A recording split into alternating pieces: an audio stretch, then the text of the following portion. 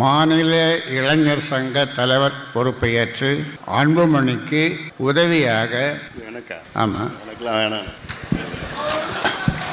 அவனுக்கு இப்போ தான் 4 மாதம் வந்தான் கட்சியில். 4 மாதத்துக்கு முன்னாடி வந்திருக்கிறான்.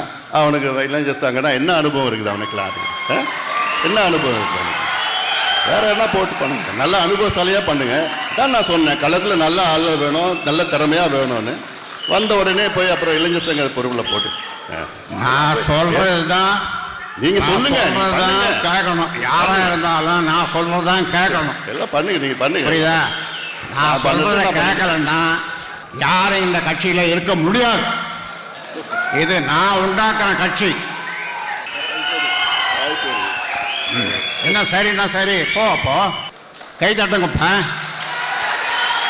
குடும்பத்தில் இன்னொன்று போடு, குடும்பத்தில் வச்சுக்கிட்டு அவ்வளோ. நன்றி. யார் சொல்றது?